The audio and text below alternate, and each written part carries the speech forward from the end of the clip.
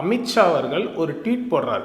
என்ன போடுறாருன்னா, ஜொமேட்டோல பரோட்டா சல்லாக்குள்ள சப்போட்டா, ஜொமேட்டோல பரோட்டா சல்லாக்குள்ள சப்போட்டா, எலெக்ஷன் என்ன பிஸ்கட்டா மேல ஏறி உட்காண்டா, மக்கள் என்ன பப்பட்டா. ஆனா இந்த கனிமொழி மேடம் ஏன் வந்து இதை வந்து ஒரு ஃபோர் ஃப்ரண்ட்ல எடுத்து பேச மாட்டேங்கிறாங்க? காங்கிரஸ் பிஜேபி ரெண்டு பேருமே பண்ற தவறு என்னன்னா, ஹிந்தியை தான் ப்ரொமோட் பண்றாங்க. ஏன் இந்த ஜட்ஜஸ் ஜுடிஷியல் சர்வீசஸ்ல இருக்கிறவங்களும் ஒரு பர்டிகுலர் ஸ்டேட்டுக்கு போஸ்டிங் போறாங்கன்னா அந்த லாங்குவேஜ் கத்துக்க வேண்டியதானே?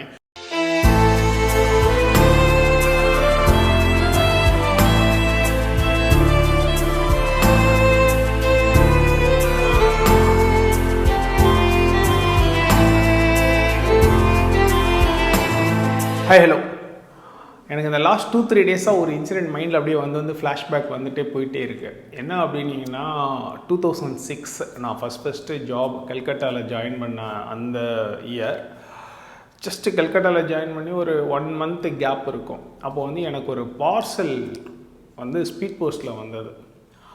ஆஃபீஸில் வந்து கொடுக்க வந்தப்போ நான் வெளியில் ஒரு சப்ளையர் இன்ஸ்பெக்ஷனுக்காக போயிருந்தேன். ஸோ நான் ஆஃபீஸில் இல்லை.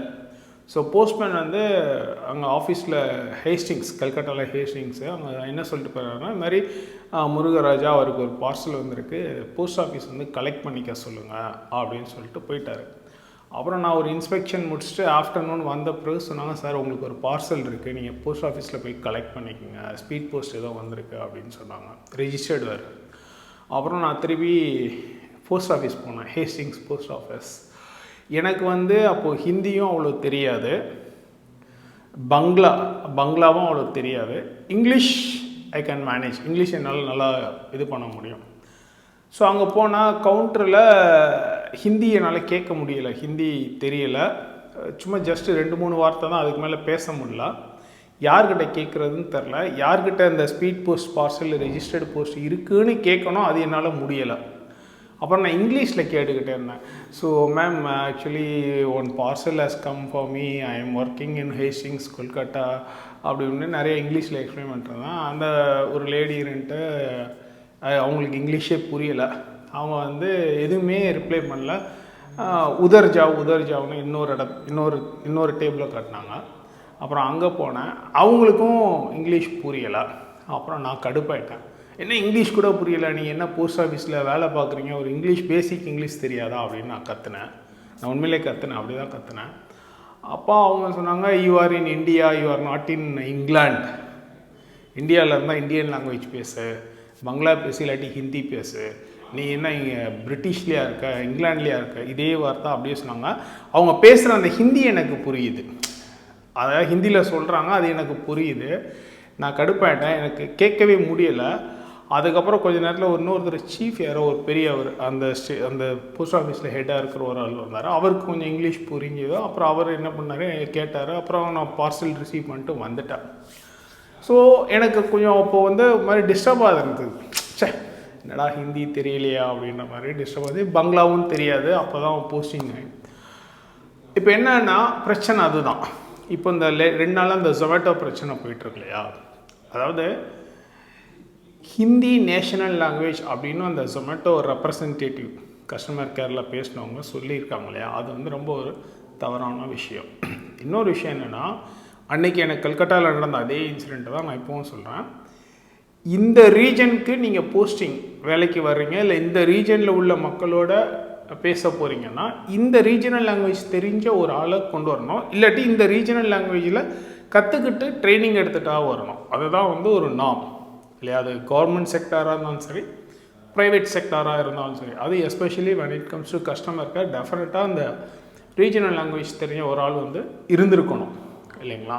ஸோ அது வந்து ரொம்ப ஒரு மாதிரி வருந்தத்தக்க விஷயம், கண்டிக்கத்தக்கதுன்னு சொல்கிற அளவுக்கு I don't think so, but at least வருந்தத்தக்க விஷயம். அது அப்படி இருந்திருக்கக்கூடாது இல்லைங்களா. ஃபைன். இப்போ என்னென்னா, நம்ம மக்கள் காமன் பப்ளிக்கு நேஷ்னல் லாங்குவேஜ்னால் என்ன, அஃபிஷியல் லாங்குவேஜ்னால் என்ன, அந்த டிஃபரன்ஸே நிறைய தெரிஞ்சுக்கணும். ப்ளஸ் கான்ஸ்டிடியூஷன் என்ன சொல்லியிருக்காங்க அப்படிங்கிறதும் தெரிஞ்சுக்கணும். இப்போ ஹிந்தி வந்து நம்ம கான்ஸ்டிடியூஷனில் வந்து அஃபிஷியல் லாங்குவேஜ்னு தான் சொல்லியிருக்காங்களே தவிர, நம்ம இந்தியன் கான்ஸ்டிடியூஷன் வந்து எந்த லாங்குவேஜையும் நேஷனல் லாங்குவேஜ் அப்படின்னு டெசிக்னேட் பண்ணி ஒரு ஸ்டேட்டஸ் கொடுக்கவே இல்லை. சரிங்களா? So Hindi is the official language but not the national language. And இன்னும் கொஞ்சம் ஸ்டாட்டிஸ்டிக்ஸ்லாம் பார்த்தீங்கன்னா 2011 சென்சஸ் பிரகாரம் இந்தியாவில் 56.37% மக்களுக்கு ஹிந்தி வந்து மதர் டங் கிடையாது. ஹிந்தி வந்து மெயின் லாங்குவேஜே கிடையாது. ஸோ இது ஒரு வந்து இப்போ நான் என்ன உங்கள்கிட்ட சொல்கிறது, என்ன சொல்லுவாங்கன்னா டெமோக்ரஸினா எப்படி ஒர்க் ஆகுது அப்படின்னா, இப்போ ஒரு உதாரணத்துக்கு ஒரு மெஸ்ஸில் வந்துட்டு யார் யாருக்கு என்னென்ன மெனு ப்ரிஃபரன்ஸ் சொல்லுங்கள் அப்படின்னு சொல்லி கேட்டாங்களாம். ஸோ அந்த ஒரு ஒப்பீனியன் போலில் வந்து ஒரு 100 பேர்கிட்ட கேட்குறாங்க, 100 ஸ்டூடெண்ட்ஸ் கிட்ட கேட்குறாங்க. ஸோ அந்த 100 ஸ்டூடெண்ட்ஸில் வந்துட்டு ஒரு 33 பேர் வந்து உப்மா டிக் பண்ணியிருக்காங்க. 33 பேர் வந்து உப்மா டிக் பண்ணியிருக்காங்க. ஒரு 27 பேர் வந்து இட்லி டிக் பண்ணியிருக்காங்க. சரிங்களா? அப்புறம் இன்னும் மீதி இருக்கிறவங்க வந்து ஒரு 20%, ஒரு 20 பேர் வந்து பிரெட்டு வேணும் அப்படின்னு கேட்குறாங்க. இன்னும் மீதி இருக்கிறவங்க பொங்கல் வடை வேணும்னு கேட்குறாங்க. இதுதான் இப்போ வந்து அந்த ஒப்பீனியனோட ரிசல்ட், 100 ஸ்டூடெண்ட்ஸ் கிட்ட கேட்ட ரிசல்ட். இப்போ இந்த 100 ஸ்டூடெண்ட்ஸில் வந்து பார்த்தீங்கன்னா 33 பேர் உப்மா கேட்டிருக்காங்க. அப்போது 67 பேருக்கு உப்மா பிடிக்கலைன்னு அர்த்தம், இல்லை 67 பேர் உப்மாவை ப்ரிஃபரன்ஸாக கொடுக்கலைன்னு அர்த்தம். ஆனால் ஃபைனலாக வந்து மெஜாரிட்டி உப்மாவுக்கு தான் போயிருக்கு. உப்மா தான் டெய்லி மெனுவில் வந்துருச்சு. ஆனால் ஆக்சுவலாக லாஜிக்கலாக இப்படி யோசிச்சு பாருங்கள், 33 பேர் உப்மா வேணும்னு சொன்னாங்க, ஆனால் 67 பேர் உப்மாவுக்கு வேண்டாம் தானே சொல்லியிருக்காங்க. அப்போ அவங்கள தானே பார்க்கணும். அப்போ அது மாதிரி தான் ஹிந்தி தெரியாதவங்க 56.37% இருக்காங்க.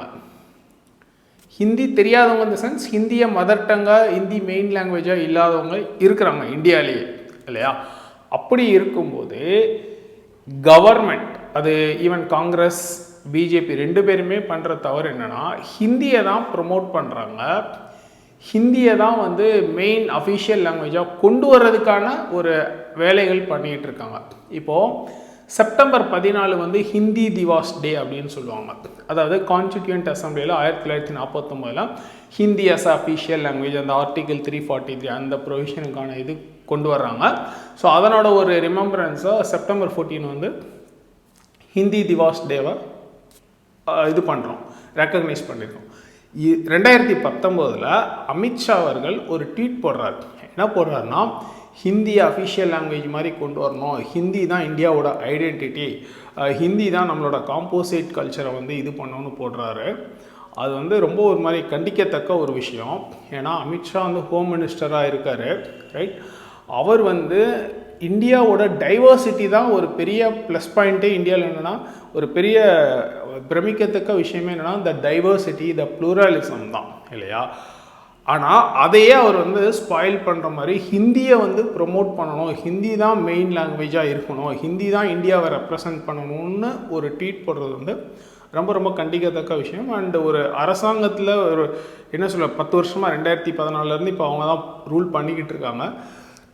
டைவர்சிட்டியை வந்து அவங்க நெக்லெக்ட் பண்ணுறதுங்கிறது ரொம்ப ஒரு தவறான செயல். ஈவன் அம்பேத்கரே என்ன சொல்லியிருக்காருன்னா, ஒருத்தருக்கும் அவங்கவுங்க மதர் டங், அவங்கவுங்க லாங்குவேஜ் அப்படிங்கிறது ரொம்ப ரொம்ப சிக்னிஃபிகண்ட்டான ஒரு விஷயம். அண்ட் லாங்குவேஜை நீங்கள் ரெக்கக்னைஸ் பண்ணி லாங்குவேஜுக்கு இம்பார்ட்டன்ஸ் கொடுக்கறது மூலமாக அது எந்த கவர்மெண்ட்டாக இருந்தாலும் சரி நிறைய யூனிட்டி கொண்டு வர முடியும். இந்தியாவிலேயே வந்து நிறைய யூனிட்டி கொண்டு வர முடியும். ஏன்னா லாங்குவேஜுங்கிறது தான் எல்லாத்தையும் ஈஸியாக யுனைட் பண்ணும். ஸோ அவங்கவுங்களுக்கு என்ன லாங்குவேஜோ அது அவங்கவுங்களுக்கு இருக்கட்டும், ஒன்றும் தப்பே கிடையாது. நீங்கள் ஒரு லாங்குவேஜை மட்டுமே ஒரு நேஷனல் லாங்குவேஜ் மாதிரி எப்படியா கொண்டு வந்துடலாம் அப்படின்னு ப்ரொமோட் பண்ணுறது வந்து டெஃபினட்டாக கண்டிக்கத்தக்க ஒரு விஷயம். இந்தியாவோட ஒரு தனித்தன்மையே என்னென்னா அந்த பன்முகத்தன்மை அப்படிங்கிறது தான். அதை அழிச்சிட்டு எந்த அரசாங்கமோ இல்லை எந்த அரசுமே வந்து இங்கே ஆட்சி செய்யணுன்ற அவசியமே கிடையாது, இல்லைங்களா? ஃபைன். இதில் இன்னொரு விஷயம் இருக்குது. இப்போ என்னென்னா மெட்ராஸ் ஹைகோர்ட்டில் வந்து தமிழ் லாங்குவேஜை யூஸ் பண்ணணும், லைக் அஃபிஷியல் லாங்குவேஜாக தமிழ் யூஸ் பண்ணணும். இப்போ இங்கிலீஷ் தான் யூஸ் பண்ணிக்கிட்டு இருக்காங்க. ஸோ தமிழ் யூஸ் பண்ணணுன்றது தமிழ்நாடு அரசு வந்து கேட்டுக்கிட்டு இருக்காங்க. ரொம்ப நாளாகவே இந்த இது ப்ரொப்போசல் கேட்டுக்கிட்டு தான் இருக்காங்க. பட் அதை வந்து ரிஜெக்ட் பண்ணி ஒரு ரீசன் சொல்லியிருக்காங்க. என்ன சொல்லியிருக்காங்கன்னா, தமிழ் அஃபிஷியல் லாங்குவேஜாக கொண்டு வந்தீங்கன்னா தமிழ் தெரியாத நீதிபதிகள் ஹைகோர்ட் ஜட்ஜாக வர முடியாது. அதனால தமிழ் அஃபிஷியல் லாங்குவேஜாக கோர்ட் லாங்குவேஜில் கொடுக்க முடியாது, இங்கிலீஷ் தான் கண்டினியூ ஆகும் அப்படின்னு சொல்லி ஆல்ரெடி சொல்லியிருக்காங்க. பட் அதுவுமே எனக்கு வந்து உடன்பாடு இல்லாத ஒரு விஷயம். நான் என்ன சொன்னேன், இப்போ வந்து சிவில் சர்வீசஸ் யூபிஎஸ்சியில் வந்து civil services IAS IPS officers எல்லாம் போகிறாங்க இல்லையா, அவங்க வந்து ட்ரைனிங் அப்போது ஸ்டேட் கேடர் அலோகேட் பண்ணிவிட்டு எந்தெந்த ஸ்டேட் கேடரில் இருக்காங்களோ அந்தந்த ஸ்டேட் லாங்குவேஜ் கற்றுப்பாங்க, ரொம்ப must. Even Indian foreign service போகிறவங்களும் ஒரு கண்ட்ரி லாங்குவேஜ் ஸ்பானிஷ் சைனீஸ் கற்றுக்கணும், அது வந்து மேண்டேட்ரி இல்லையா. அப்படி இருக்கும்போது ஏன் இந்த ஜட்ஜஸ் ஜுடிஷியல் சர்வீசஸில் இருக்கிறவங்களும் ஒரு பர்டிகுலர் ஸ்டேட்டுக்கு போஸ்டிங் போகிறாங்கன்னா அந்த லாங்குவேஜ் கற்றுக்க வேண்டியதானே? அப்படி இல்லைனா அந்த லாங்குவேஜ் தெரிஞ்ச ஒருத்தரை வந்து அவங்க போடுறதுல தப்பே கிடையாது. ஸோ இந்த லாங்குவேஜ், அதாவது இந்த லாங்குவேஜ் தெரியாத ஒருத்தரை போட முடியாது அப்படிங்கிற ஒரே காரணத்துக்காக வந்து கோர்ட் லாங்குவேஜாக வந்து தமிழை அலோவ் பண்ண முடியாது அப்படிங்கிறது வந்து எனக்கு வந்து சுத்தமாக உடன்பாடே கிடையாது. தமிழனில் எல்லாமே அங்கே மலையாளம் தெலுங்கு அந்தந்த ரீஜனில் இருக்கிறவங்களுக்கு அவங்கவுங்களுக்கு அவங்கவுங்க லாங்குவேஜ் பெருசுதாங்க. அந்த ஒரு விஷயந்தாங்க நம்மளை ஈஸியாக பாண்ட் பண்ணும் இல்லைங்களா. ஸோ அப்படி இருக்கும்போது அந்த மொழிக்கு ஒரு முக்கியத்துவம் அப்படிங்கிறது ரொம்ப ரொம்ப என்ன சார் அங்கீகரிக்கப்பட வேண்டிய ஒன்று. அண்ட் இந்த பன்முகத்தன்மை மொழியின் மூலமாக இருக்கிற ஒரு பன்முகத்தன்மையை அழிக்க நினைப்பதுமே வந்து ரொம்ப ஒரு கண்டிக்கத்தக்க தவறான செயலாகும். அண்ட் ஃபைனலாக ஒரே விஷயம், இன்னொரு விஷயம் என்னன்னு கேட்டிங்கன்னா, ஓகே இப்போ கன்னிமொழி இவங்கெல்லாம் நிறைய சொன்னாங்க, ஹிந்தி தெரியாது போடா அதெல்லாம் சொல்கிறாங்க, ஃபைன்.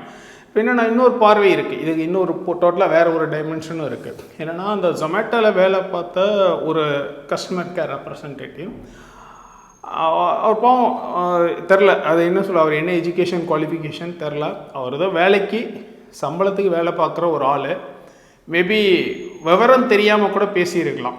அவர் வந்து பொலிட்டிக்கலாக அதை வந்து பேசணும்னு நினச்சி பேசியிருக்க மாட்டார், அறியாமையினால் இக்னரன்ஸ்னால அப்படி பேசியிருக்கலாம், சரிங்களா. ஸோ அதை வந்து நம்ம இவ்வளோ தூரத்துக்கு அரசியலாக்கியிருக்கவும் தேவையில்லை. பட் ஆனால் அஸ் அ பாலிசியாக வந்து இனிமேல் அந்தந்த ரீஜனல் லாங்குவேஜில் கஸ்டமர் கேர் ரெப்ரசன்டேட்டிவ்ஸ் இருக்கணுன்ற ஒரு பாலிசியாக நம்ம எம்ஃபசைஸ் பண்ணி கவர்மெண்ட் வந்து அதை கொண்டு வரதுக்கான ப்ரெஷர் கொடுக்கணும், அது வந்து டெஃபினட்டாக. பட் அந்த குறிப்பிட்ட ஒரு தொழிலாளி, அந்த ஒரு குறிப்பிட்ட ஒரு கஸ்டமர் கேர் ரெப்ரசன்டேட்டிவை வந்து டார்கெட் பண்ணுறதோ இல்லை அவரை வேலையை விட்டு தூக்குறது, ஓகே ஜொமேட்டோ அப்புறம் இது பண்ணிட்டாங்க, ரீஇன்செட் பண்ணிட்டாங்க. பட் அது வந்து எனக்கு கொஞ்சம் உடன்பாடு இல்லாத ஒரு விஷயம். ஏன்னா அந்த கஸ்டமர் கேர் ரெப்ரசன்டேட்டிவ் வந்து அரசியல்வாதி கிடையாது, அவர் அரசியல் ஆக்கணும்னு நினச்சி பேசலை, பட் அறியாமையினால் பேசியிருக்காரு சரிங்களா. ஸோ அதுவும் வந்து ஒரு தனி நபராக பார்க்கும்போது கொஞ்சம் மனசுக்கு சங்கடமாக இருந்தது. அவரோட பர்சனலாக அவரை வந்து வேலையை விட்டு தூக்குறது, அவருக்கு ஒரு மென்டல் ட்ராமா ஸ்ட்ரெஸ் க்ரியேட் பண்ணுறதுங்கிறது கொஞ்சம் அவாய்ட் பண்ணியிருக்கலாமோ அப்படின்னு எனக்கு தோணுது. நான் யூபிஎஸ்சி சிவில் சர்வீசஸ் எக்ஸாமில் ப்ரிலிமினரி எக்ஸாம் எஸ்பெஷலி சிசேட்டில் இங்கிலீஷ் காம்ப்ரிஹென்ஷனை ஹிந்தியில் கொடுக்குறது தவறு ரொம்ப நாளாக நானும் பேசிகிட்டு இருக்கேன், இன்னும் நிறைய பேர் அதுக்கான குரல் எழுப்பிட்டு தான் இருக்காங்க. ஆனால் இந்த கனிமொழி மேடம் ஏன் வந்து இதை வந்து ஒரு ஃபோர் ஃப்ரண்ட்டில் எடுத்து பேச மாட்டேங்கிறாங்க? சும்மா ஹிந்தி தெரியாது போடான்னு சொல்கிறீங்க, ரொம்ப லாஜிக்கலாக ரொம்ப ரேஷனலாக நீங்கள் பேச வேண்டிய ஒரு விஷயம், தமிழக மாணவர்களுக்கு ரொம்ப பயனுள்ள ஒரு விஷயம் என்ன அப்படின்னு கேட்டிங்கன்னா, யூபிஎஸ்சி சிவில் சர்வீசஸ் ப்ரிலிம்ஸில் எஸ்பெஷலி சிசேட்டில் இங்கிலீஷ் காம்ப்ரிஹென்ஷனை ஹிந்தி டிரான்ஸ்லேஷன் கொடுக்குறத ஃபஸ்ட்டு நிப்பாட்டணும், தமிழ்லையும் டிரான்ஸ்லேஷன் கொடுக்க சொல்லணும், இல்லைனா ஹிந்தியில் கொடுக்காதீங்க. இப்படி தான் தமிழில் எல்லா ரீஜனல் லாங்குவேஜ்லையுமே அந்த இங்கிலீஷ் காம்ப்ரிஹென்ஷன் டிரான்ஸ்லேட் பண்ணி கொடுங்க, இல்லைனா ஹிந்தின்னு நிப்பாட்டிட்டு யாருக்குமே கொடுக்காங்க, எல்லாருக்குமே இங்கிலீஷாக கொடுங்க. இதை ரொம்ப நாளாக நான் பேசிகிட்டு இருக்கேன். இதை ஏன் கனிமொழி மேடமோ இல்லை வேறு டிஎம்கே சார்ந்த ஆட்கள் எடுத்து பேசுகிறதில்ல? அவங்களுக்கு இதனோட தாக்கம் தெரியலையா, இல்லை அவங்களுக்கு இதை பற்றி புரியலையா அப்படிங்கிறது எனக்கு வந்து ரொம்ப ஒரு இன்ட்ரிகியூயிங் கொஷினாக மைண்டில் ஓடிட்டுருக்கு சரிங்களா. ஸோ கூடிய சீக்கிரம் அவங்களுக்கு இதை பற்றின ஒரு தெளிவு வந்து அவங்க இதையும் ஒரு விஷயமாக எடுத்து இதுக்காக வாய்ஸ் ரைஸ் பண்ணி இதுக்காக ஒரு சேஞ்ச் கொண்டு வரணும் அப்படிங்கிறது என்னோட எதிர்பார்ப்பு. Thank you, by.